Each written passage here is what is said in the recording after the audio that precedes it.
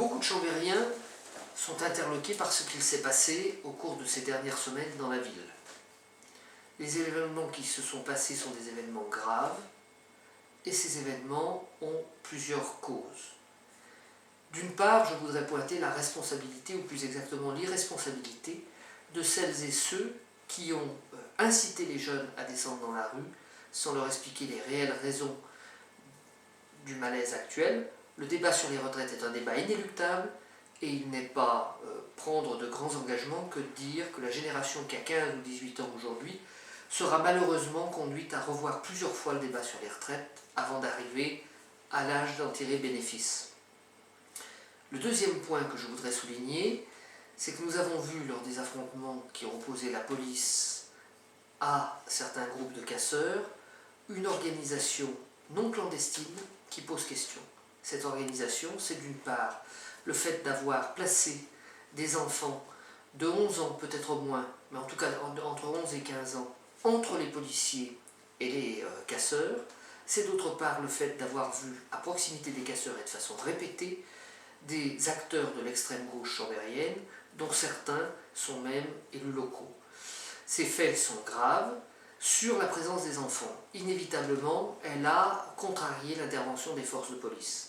Mais qu'aurait-on dit si la police, lors d'une intervention, avait blessé un enfant, avait blessé plusieurs enfants? À ce moment-là, les mêmes qui aujourd'hui constatent que la police n'est peut-être pas intervenue assez vite, crieraient au scandale. Je crois que le préfet a réagi avec sang-froid sur ces événements.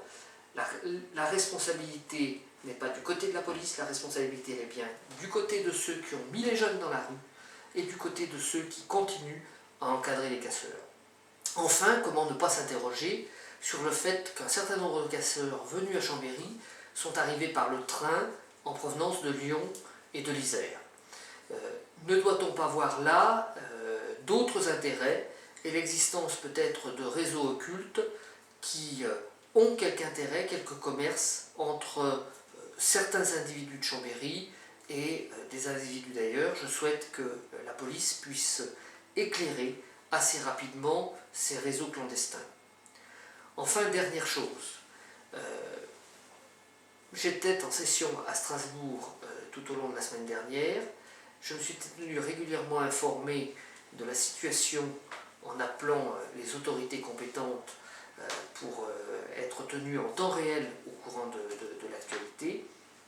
Je ne suis pas détenteur d'un pouvoir de police. Il appartient bien évidemment à celles et ceux qui ont en charge, soit par leur fonction administrative, soit en tant qu'élus, qui ont en charge ce pouvoir de police, d'assumer leurs responsabilités et toutes leurs responsabilités.